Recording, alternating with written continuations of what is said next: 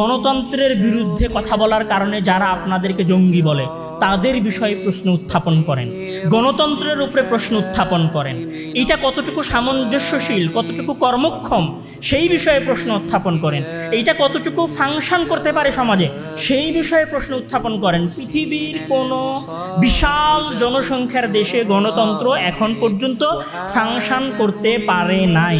আপনারা অন্ধভাবে পৃথিবীর একমাত্র শাসন ব্যবস্থা মনে করে ডেমোক্রেসির পিছনে ছুটবেন, নাকি নতুন স্বতন্ত্র আলাদা ইসলামের কোনো শাসন ব্যবস্থার কথা আপনারা জনগণের সামনে উত্থাপন করবেন? আমি যদি বলি যে ডেমোক্রেসির সবচেয়ে বড় মূল ভিত্তি যদি হয় জনগণের শাসন কায়েম করা, তাহলে আমি বলবো যে বাংলাদেশের যত রাজনৈতিক দল আছে তাদের সবাইকে আগে এই বাক্যে একমত হওয়া উচিত যে বাংলাদেশের জনগণ কি গণতান্ত্রিক সিস্টেম চায় নাকি বাংলাদেশের জনগণ ইসলামিক শাসন ব্যবস্থা চায়। আগে এইটার উপর ভোট হতে হবে, তারপরে ডেমোক্রেসির বিষয়ে ভোট হবে, তারপরে নির্বাচনের আয়োজন হবে।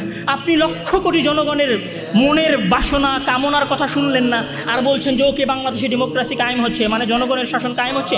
এটা একটা ফাও ভুয়া কথা, যেই ভুয়া কথার মাধ্যমে সাধারণ জনগণকে শাসন করা যায়, শাসন করা হচ্ছে। বিগত 300 বছরে যদি গণতন্ত্র ভালোভাবে ফাংশন করতে না পারে, তাহলে আমরা কি আগামী আরও 500 বছর এক্সপেরিমেন্ট করব যে গণতন্ত্র আমাদের দেশে ভালোভাবে ফাংশন করতেছে কি করতেছে না? তো আমার একটা কথা যে গণতন্ত্রকে প্রশ্ন করা শেখেন, চোখ বন্ধ করে। একমাত্র সমাধান কোনোদিনই পৃথিবীর ইতিহাসে ডেমোক্রেসি ছিল না, আজও নয়, ভবিষ্যতেও হবে না।